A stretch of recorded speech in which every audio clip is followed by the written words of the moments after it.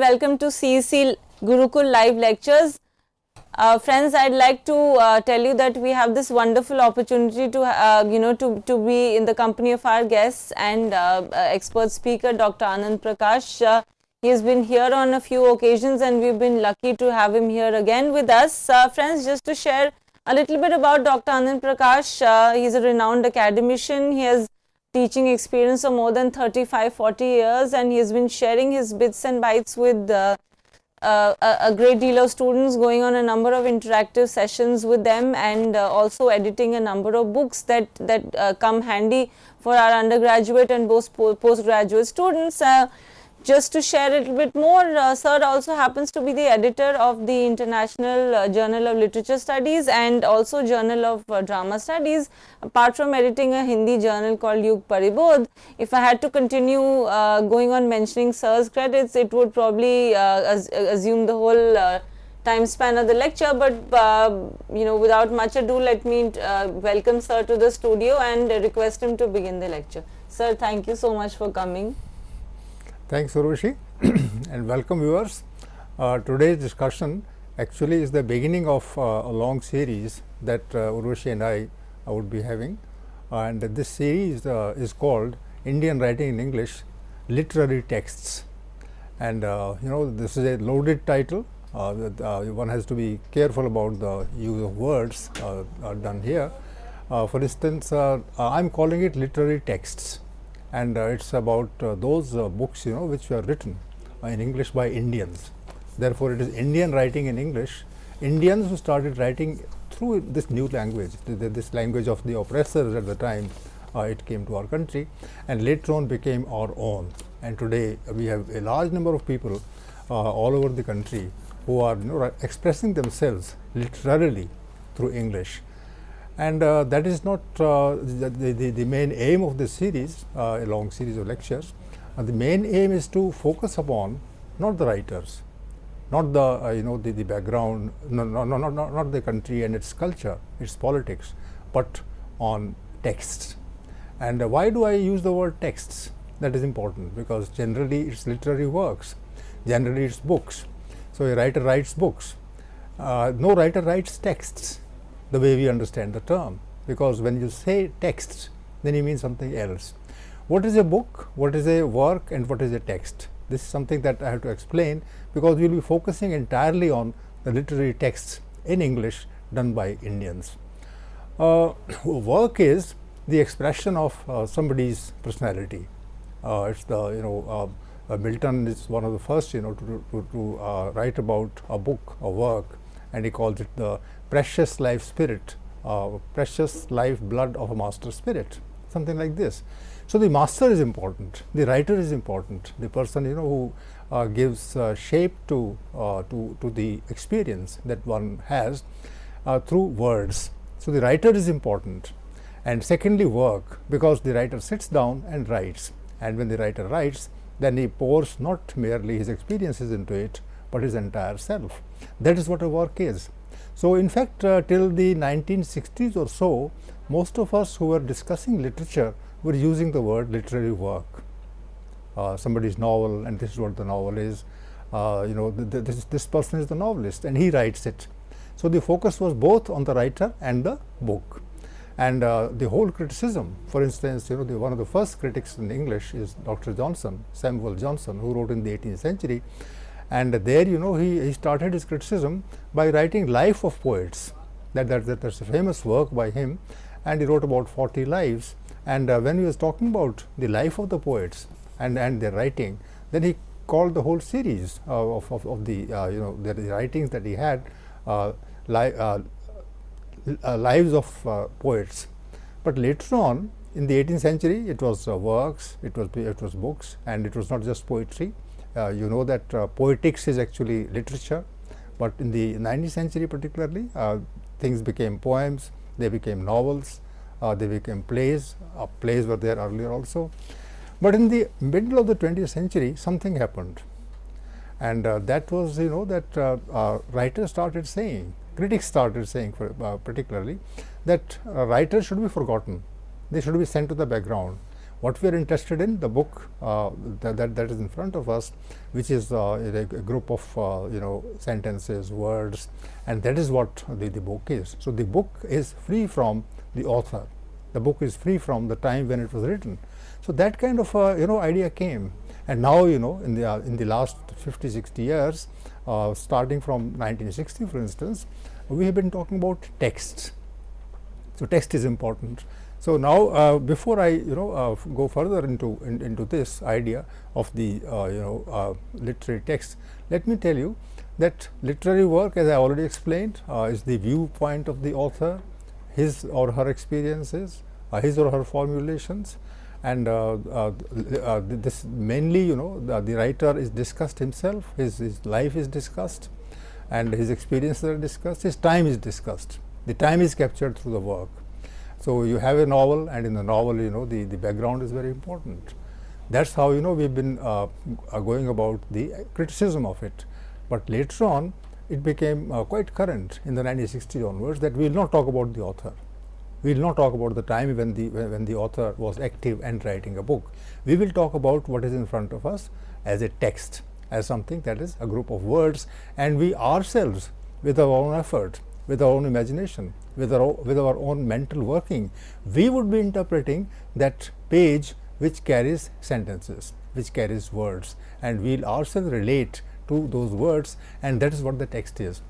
In fact, because Urvashi herself, Dr. Urvashi herself is a very serious scholar of literature, so in fact I would ask her to see whether using the word text for a book is adequate or not. What do you say, Urvashi? Tell me. Sir, first of all, again a very pertinent question, and something that had been ringing in my mind. I was probing to ask you this, or rather discuss with you this, that this is something that we also, when we teach students, text is a word that comes to our mind before even we call it a work or even a book. Mm-hmm. So a very contemporary usage is a text, and our students are very wrapped in understanding that we are talking about a piece of a literary work. And the very fact, I would also like to appreciate how you mentioned that now the text is most important, and not the author or time period in which it was written, because a lot of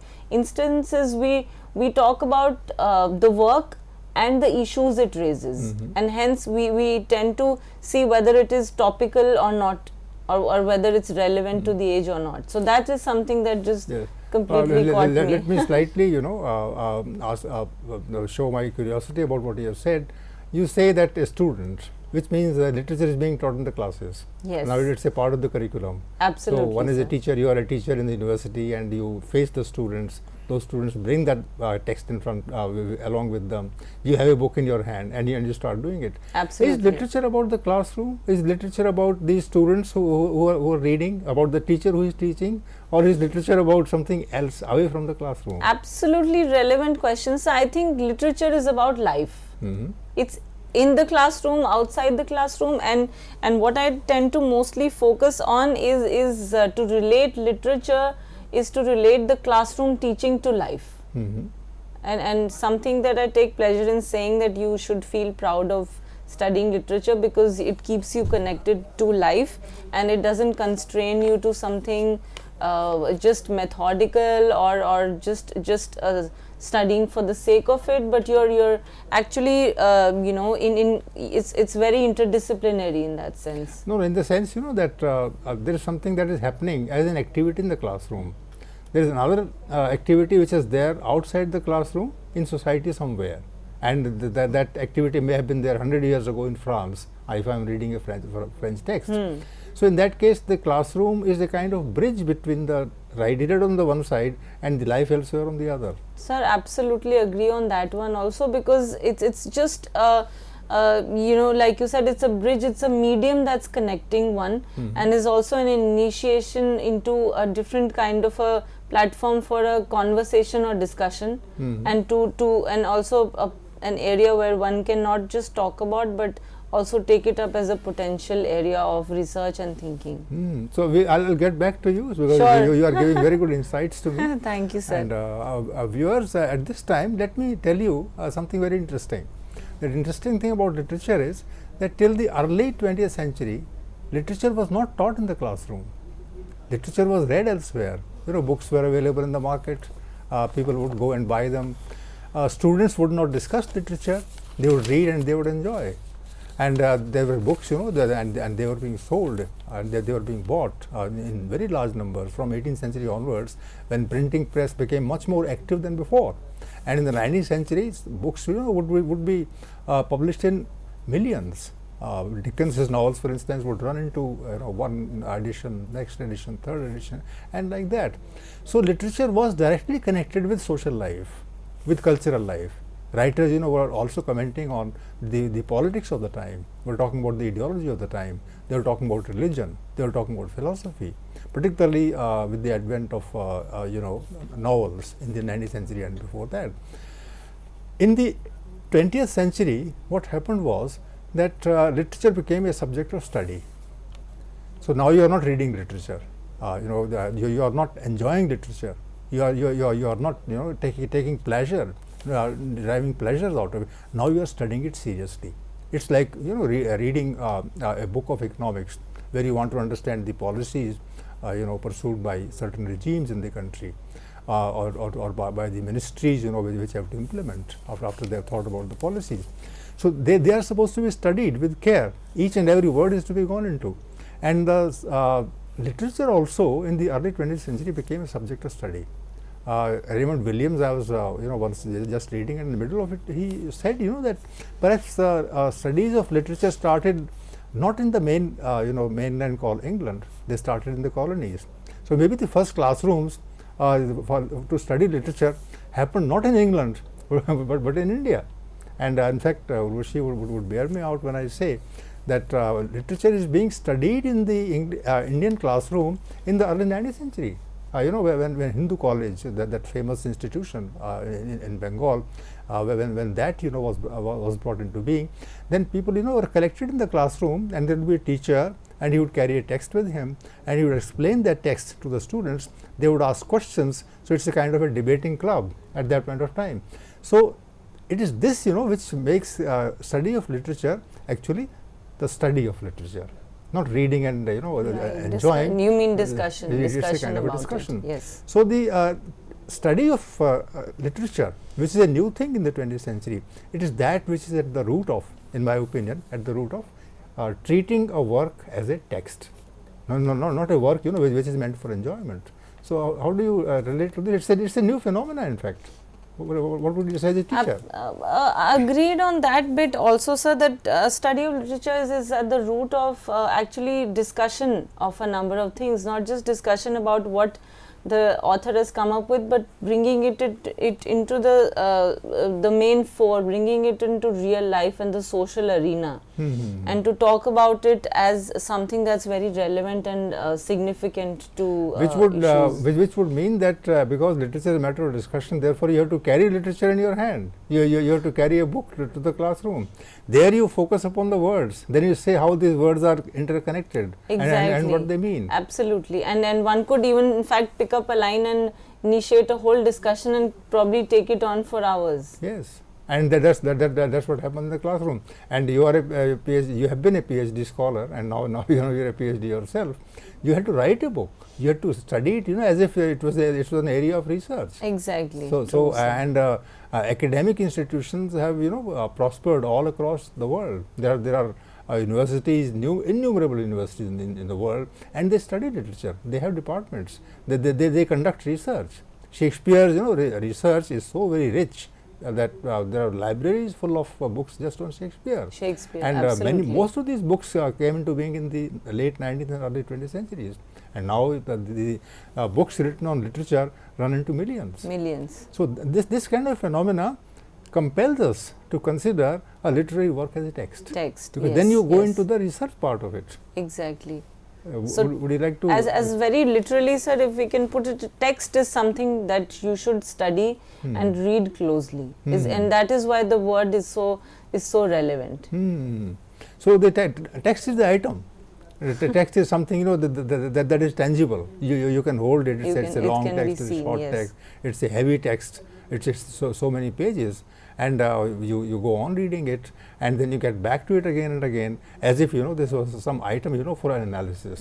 So the criticism, analysis, study, series, all these things are new coinages in the field of discussing literature, and for that purpose our library title of the series is called Indian Writing in English Literary Texts. So we will not be focusing on authors as much as we will be focusing upon texts, the poems, the texts, yes, the novels in the 18th in the 19th century, in the 20th century, and we will be taking up these texts, and through the interpretation of these texts, through discussion, you and I will be opening up areas of society, not directly referring to society, but through the words that are used in the texts. So viewers, today is the first and the last lecture so far as trends are concerned, and from next time onwards we will be taking up independent texts, and through those texts we would be reflecting upon, we would be analyzing areas of life in our own way.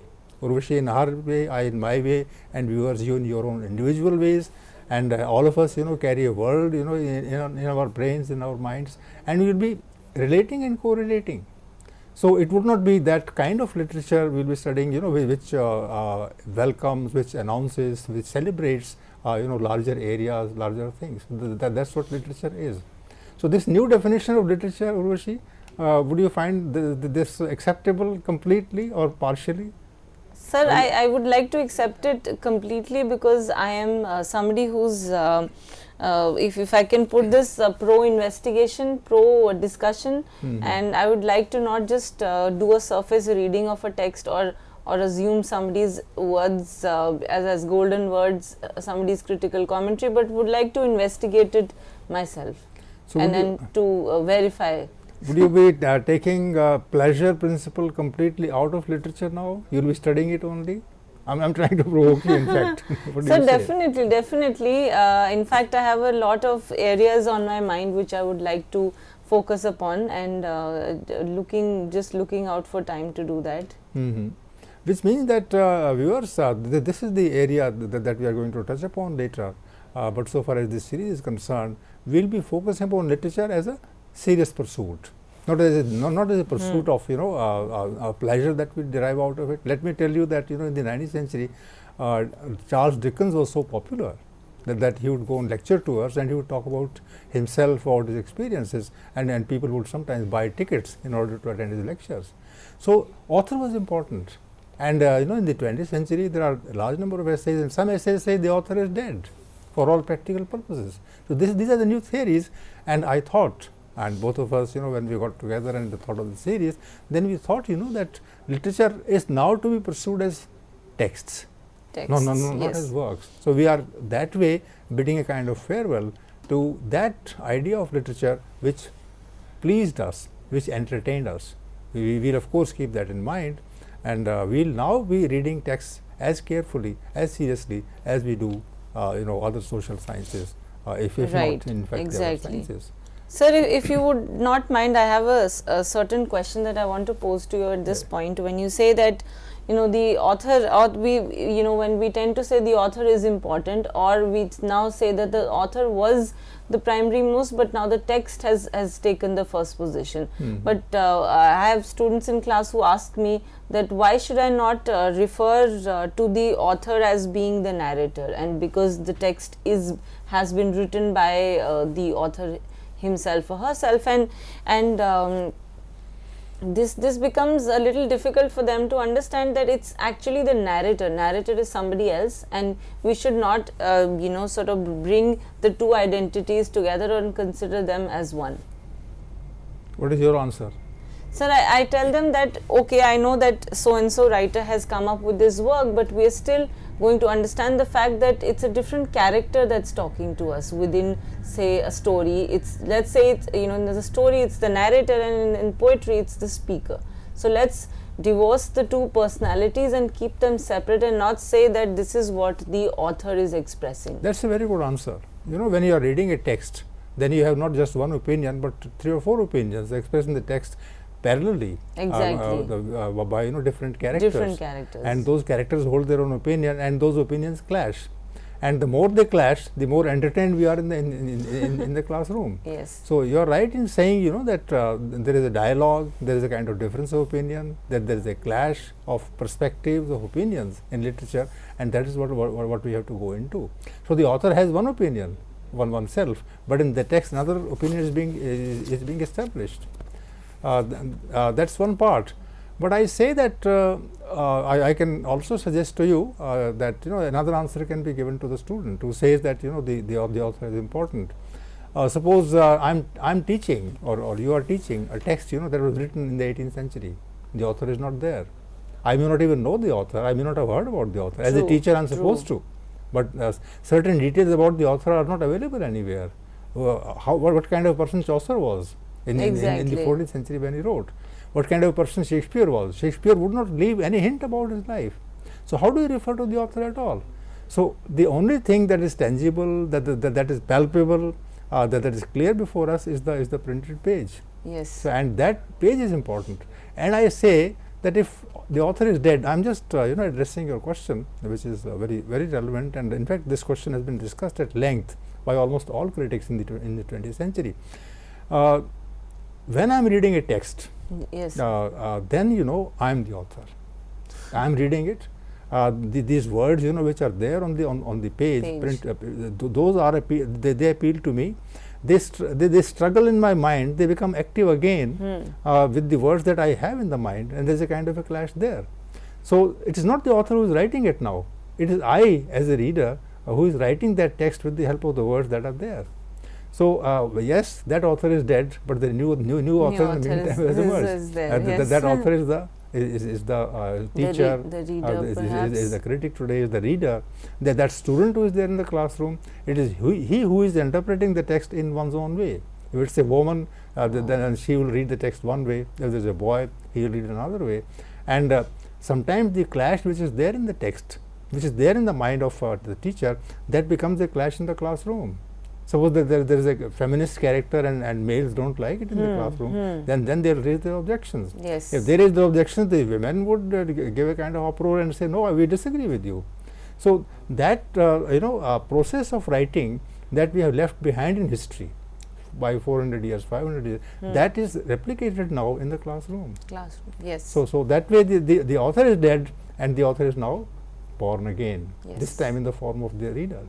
How do you respond to this?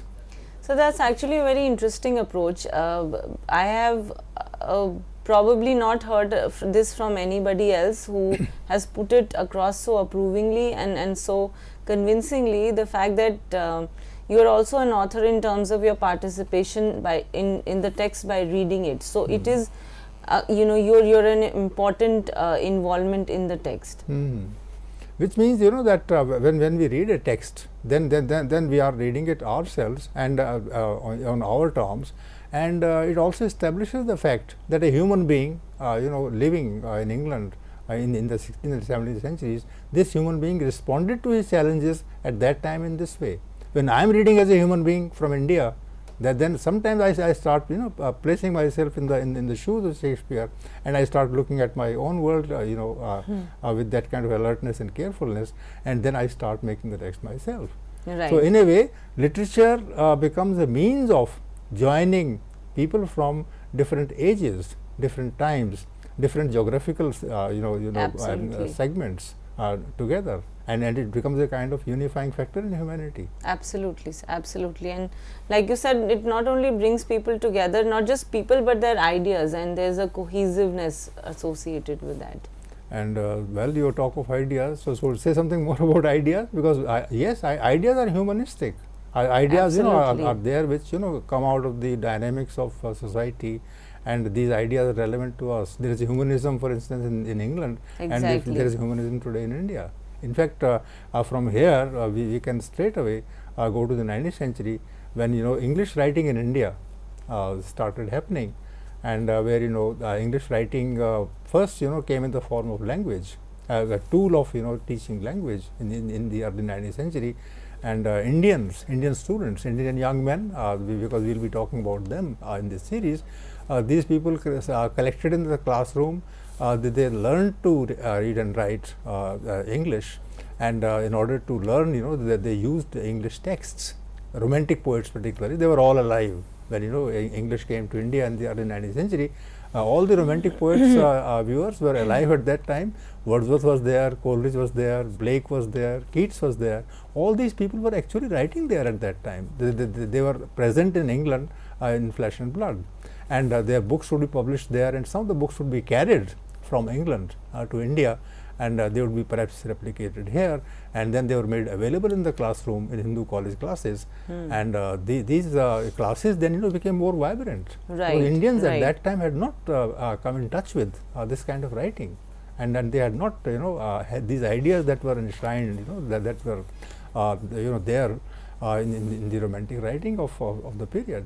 Indians, at that point of time, they read religious books, they read philosophical books. There was folk literature available, not in the printed form. Maybe there were some books at that time, and the Panditji, for instance, in the Indian society and conditions, this Panditji would read out something from Ramayana and then start interpreting.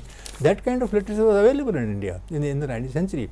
But this kind of literature in India, which was composed in a different climate and was brought here, and we learnt it through with the help of the teachers here, and then we knew that writers were focusing upon their imagination. We had not heard of imagination at that time in that sense, and the medieval literature here, the contemporary literature, the literature of the ancient period, all were available as a kind of scriptures. But the romantic poets, when we started reading them in India in the early 19th century, then they were writing about their conditions. They were writing about their village. In India, village kind of writing, directly speaking, emphasizing on nature, they were not there. So it was a new thing for us, and that must have brought about a kind of revolutionary change in the Indian philosophical and cultural conditions, and this became some kind of created a kind of fervor in India. And viewers, let me tell you that these people were there in the 19th century, and through them we came in touch with the British writing through English language. And the British writing was so different. So we started analyzing our own conditions in the light of what the British writers said. And when two imaginations confront each other, when two different emphases they interact with each other, then new ideas were born. And who knows that a kind of renaissance, a kind of a flowering, a kind of relearning began in India, and that's why some of these people, English writers in India, Indian writers writing in English in the early 19th century, they became harbingers of a kind of revolution, a kind of renaissance. And in fact, the Bengal Renaissance is a term that was coined at that time in the early 19th century, and it was renaissance because then the center of our attraction was not Indian culture per se, but was a culture which also would be open to ideas from anywhere. So suppose I say this, how would you react? This is how we start learning English, start learning new ideas. Absolutely, sir. And then it becomes very, very educative for us. Sir, as in fact, when you mentioned that all of these ideas were, new ideas were born, and a lot of ideas were traveling from Britain to India, and a Renaissance was born, and the very the phrase Bengal Renaissance brought to my mind Derozio, Henry Louis Vivian Derozio, and how inspired he was by the Renaissance, and he's in fact considered to be the pioneer of Bengal Renaissance. And he brought in a number of ideas that were considered breakthrough at that point of time. And I think even today, to share that my students are tremendously impressed by his writings, and the fact that he could focus on the the areas which needed the most attention. He would talk about questioning things and not accepting them as they were given to them, just because it's tradition that asks you to follow a certain rule or a mandate.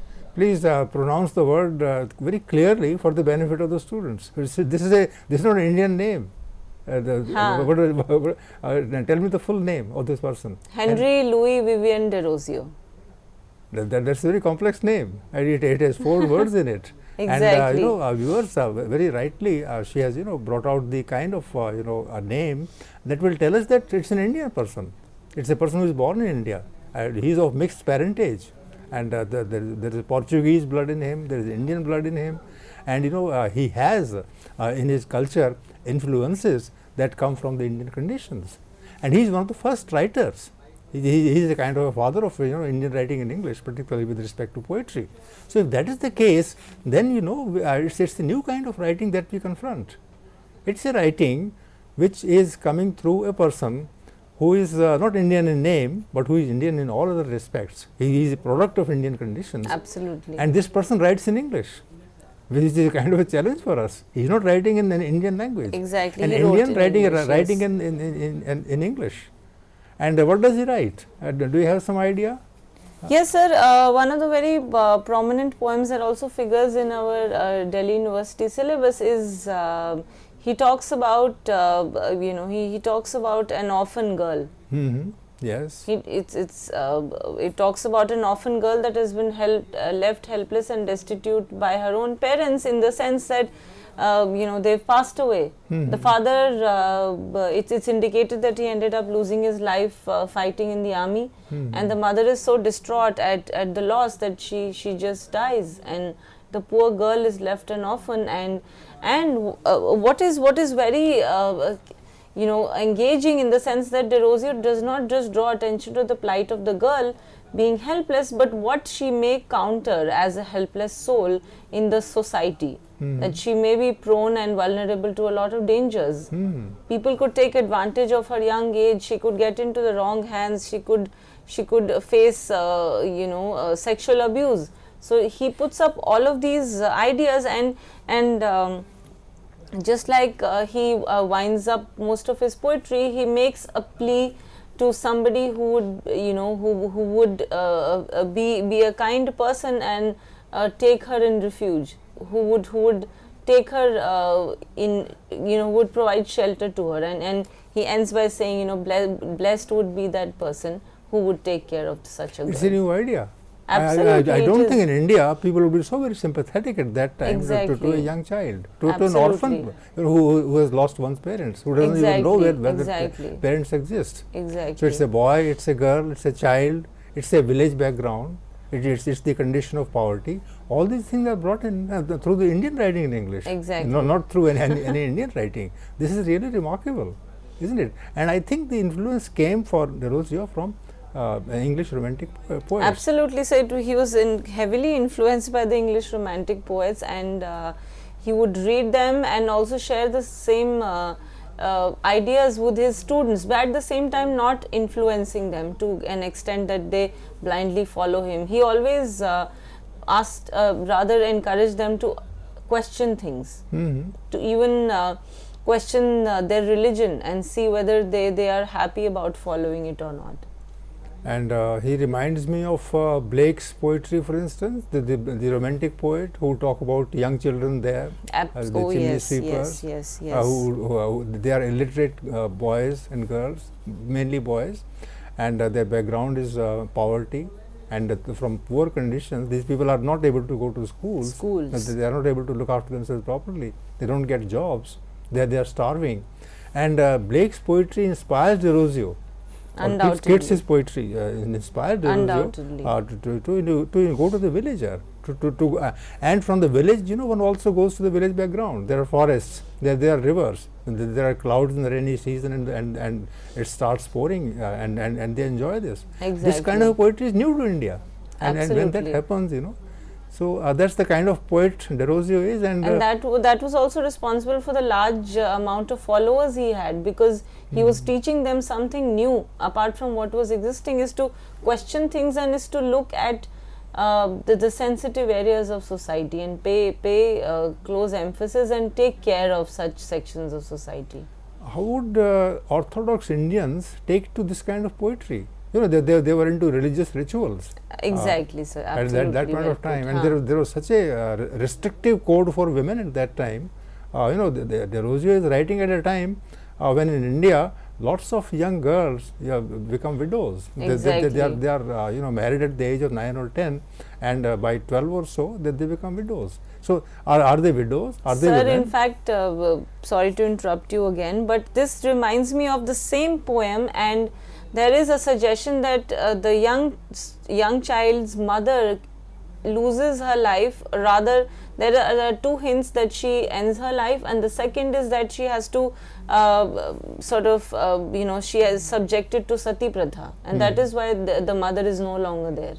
So What is sati pratha? Could you tell me something about it for the benefit of the viewers? Absolutely, Yes? sir. It was a practice where if a woman's husband died, she would also have to subject herself to the same situation as to jumping in the funeral pyre with the burning body of the husband. And this would be in large number of cases in Bengal, particularly. Absolutely, particularly in Bengal, and it was to put it in crude terms, a very burning issue at that point, and there was need for the society to be sensitive towards such requirements. And the horror of horrors, people accepted it. They thought this was a religious ritual. This was to conserve, our traditions. And so that is why De Rosio's role is so significant, that he's questioning the same, and through the role of a young child who's left helpless as a result of this practice. This means that English writing in India in the early 19th century became a writing of revolt against certain rituals which were deadly for humanity. Which were causing deaths of a large number of people just because they were small girls. Absolutely. And nobody bothered or could offer any kind of support to them to revolt. That reminds me of the age of, he died very young. Yes. He died at the age of 23, 24, 21 yes, or so. And at that age, he became so sensitive. Exactly. And he was on the side of justice. And he was able to enthuse and inspire a number of youngsters. And see, so on how many levels he was active. A young boy himself, learning English, expressing himself in English, learning the humanistic principles of equality, principles of fighting against injustice. These principles he is grasping, earning from his reading of literature, and then he is producing a text himself. So it will be really meaningful for us in the later lectures, viewers, when we take up a poem by him or by his compatriot, or by other people of the time, and we take up these texts and see how those writers at that time engaged with the subject and expressed themselves.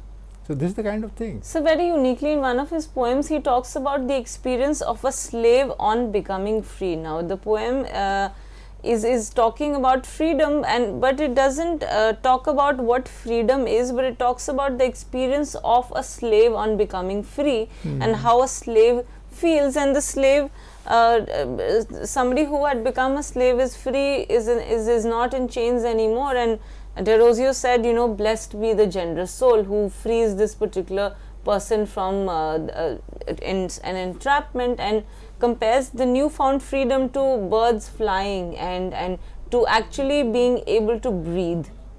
Yes. Is something so basic that it doesn't even come to us, that breathing is freedom, but it is to a slave to be able to breathe freely is freedom itself.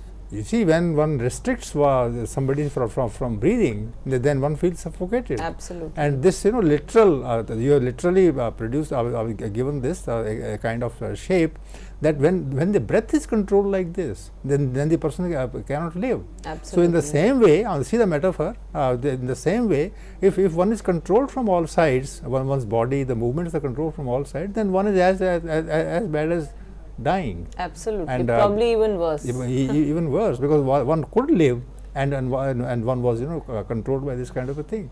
So I suggest that when poetry or literature is used in order to understand reality, now it's a strange kind of function, viewers. The function that you are reading something, and through the unreal thing on the page is a page, but you read a page and then you start thinking about conditions elsewhere in society. So from the unreal thing called literature, there you start talking about the real things called slavery and freedom. So which means that in so many different ways literature comes alive through interaction with social conditions. Social conditions. But sir, isn't literature is actually a reflection of society? It holds up a mirror to us, and something I remember that George Etheridge ends his work by saying that he says, you know, isn't literature a reflection of society, and it's actually holding up a mirror to you and showing you what is going on. Yes, that's nice, because this is a definition that generally, you know, goes to help us understand the nature of literature. You know, a mirror is nothing. A mirror is glass. On one side it is painted, and then, you know, we can see our own image. The image is unreal because the actual person is sitting in front of it. But that image tells us better than we ourselves tell. So this something which holds the mirror up to life. That mirror actually starts telling us again and again, please look at yourself clearly, see yourself you know, critically, and then find out where the problem lies.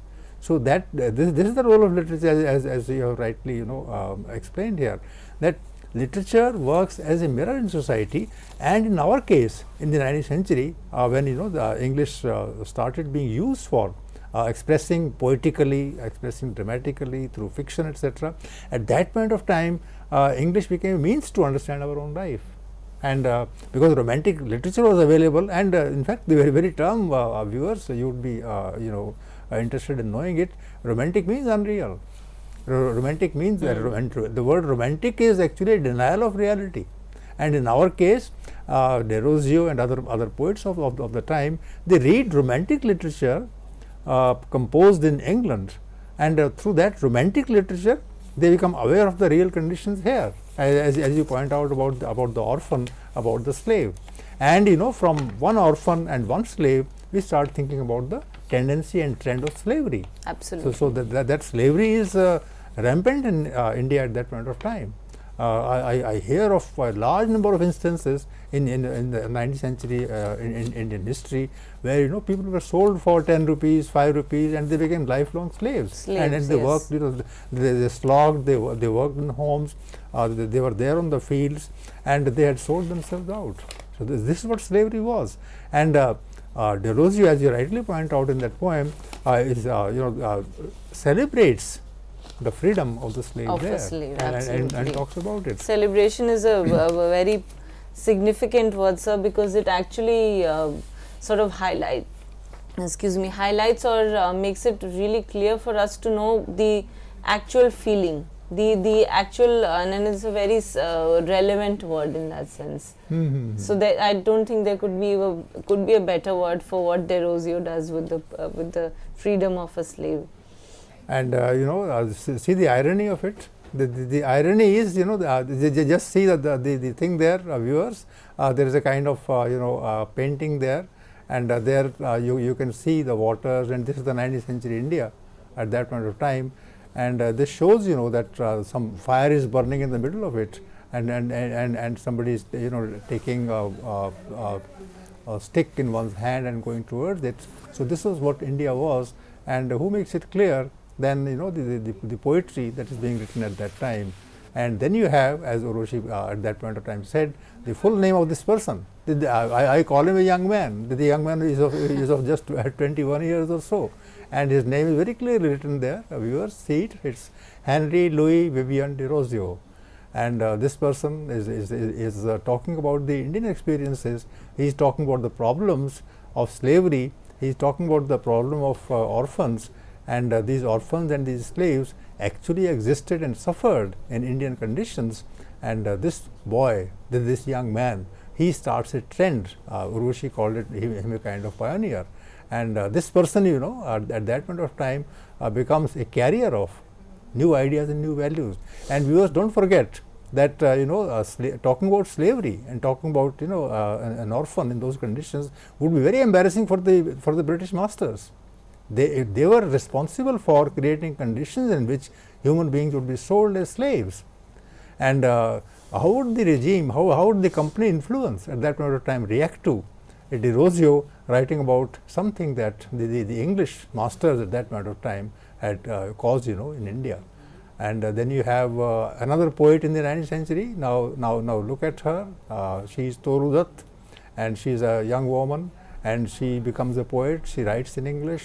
we will not be in this series, talking about their life or about their, culture.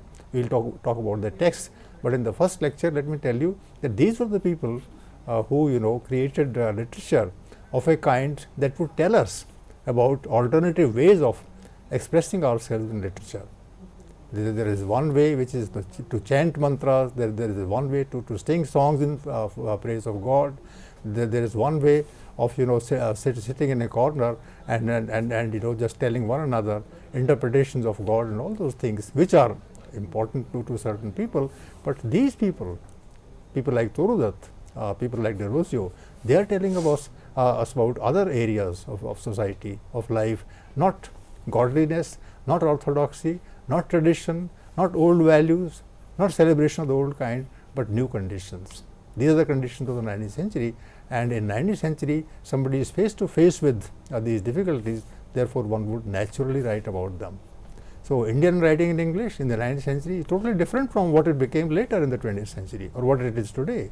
Today, most of the English writers in English in India, they talk about the city, they talk about other countries. I am not judging them as good or bad, but what I am saying is that their concerns today are of a different kind. But in the 19th century, it is these people who engaged with problems such as slavery, problems such as hunger, problems such as lack of protection for children, and we have to be beholden to them, grateful to them for drawing our attention to inequality, to injustice in society in the 19th century. Now the question that Urvashi was raising and we were discussing was the question of capturing this reality in literature, and since we are not talking about literary work, we will be then taking up descriptions, actual words, descriptions of these things frozen in the text of the time, and then we will go into the nature of words, how those words actually created a sense of tension in the mind of the reader, and how finally it worked out as a kind of text. So, we will be taking up, for instance, Torudat's text, and then we have Michael Madhusudan Dutt. Once again, see, it's a Christian Indian, and he writes in English, and he will be talking about in his works, and we will take up if possible certain lines from there, and we will interpret them in our own way. And this person is having a critical look at some of the old legends in his writing, and he is writing very efficiently and very eloquently about myths and legends in India at that point of time. And when the legends are reinterpreted, when they are translated into English, when they are adapted in the form of certain other things, narratives in English, then they start meaning something different. Now, one question that I would like to raise for Urvashi and for myself is the question of the limited number of people who know English at that time, and yet these people become holders of light for the generations to come. What do you say about that? Sir, I think this is again a very relevant idea. In fact, a very probing question in terms of the fact that one would wonder, if they had such little audience, how were they able to enthuse a lot of enthusiasm and a lot of ideas into the public as such. How did they transfer these ideas to the public is actually very it makes me extremely curious, sir. So please throw some light on that, sir. I can ask you a counter question. Sure, sir. There is a gap of 200 years between them and us, and even we are not very many in number, and we are reading their text. And once we have read the text, once we have when we have somehow studied them, then we have that understanding, and we are talking in front of the camera, and through that we are able to carry the message of these people who lived in the 19th century to the modern masses. Modern times. So yes. the number is of course small of these people at that point of time, and they are now available only in the text. So we will be now talking about them, putting life into them, and we with our own understanding we will talk to our students and to our viewers, and that's how their ideas become active again. And that's how you mean to say their ideas just transferred from one generation to the other. And now more people know English than they did in the 19th century. So they have new audiences now through us. Now they are being taught in the classroom. True. And when you talk of slavery in the 19th century, then you have a new insight into the British administration. Some people came here, they started exploiting us economically. They took all our wealth and went back to England. Very true. But there were others who left, some of the markings of that reality in literature, and we can understand our history that way. So this is it's a question that we'll be facing, every time we take a text, and every time we'll be having new answers for this. And I think this is going to be very enriching. What do you say regarding this reading of literature so distant from when they were written, and then we are adding our own experiences to those readings, and then we are offering kind of amalgam for the readers today, and still more new ideas are generated in the process. Absolutely. So in that sense, I think we are lucky, and we have this long following tradition of writers that we can draw from, and we can pull out and cull out the best ideas from them, and also share with the current generation, and also of course if we are lucky, with the future generations also. And I think that is the beauty of studying literature, is to, like you said, sir, to be able to share these ideas, and also draw and develop upon them, also to take them further. And the viewers, the last picture that we show today is of Bankim Chandra Chatterjee, and you just have a look at this gentleman. And do you know that he is the first one in Indian writing in English who wrote a novel in English, and his novel's name is Rajmohan's Wife. And it's significant that that this novel is titled like that. He's not talking about Rajmohan, he's talking about Rajmohan's wife. And it's a tale of persecution in the home. Rajmohan and his wife, they are at loggerheads with each other, and he's suppressing her, but this woman comes out victoriously against his kind of writing. So Bankim Chandra Chatterjee, writing a novel in English to begin with, he's a major Bangla writer. Yes. But his first novel was written in English, and that became actually the first novel in English in the English writing in India. So that way we will be reading, maybe I think we will be taking up this text for discussion, and through this we will understand as to how women at that point of time faced certain restrictions in their own life. So you can think of maybe rounding it off and telling us about something that we might do later. Is there time for that? So yes, I think we could have about at least 2 minutes more to talk about how we are going to take the series further. Okay, I think we should be taking up specific texts, from next lecture onwards, and in those texts, we'll go into the use of words, the prejudices, the shadows and shades of the experience of life at that time, and through that, we'll rework, the knowledge, which is there situated in those texts, to understand, to make sense of in our conditions. And that's how literary studies can be pursued in the modern times. So we in the 21st century would be looking at the works of these writers in the 19th century, 20th century. We'll pick up one writer after another with respect to a text, and through that text, we will through the lens of that text, we'll be looking at our own reality. So when I read a text, so in a way I am reading for my own purpose. It's my reading, and my reading may be somewhat different from your reading, viewers, and might be different from Urvashi's reading. And when we compare and contrast our readings, then we have newer insights into the writing in literature. So we will be doing this, and since most of these texts are also prescribed for courses in different universities, I am sure that this series is going to interest the students and young scholars a lot.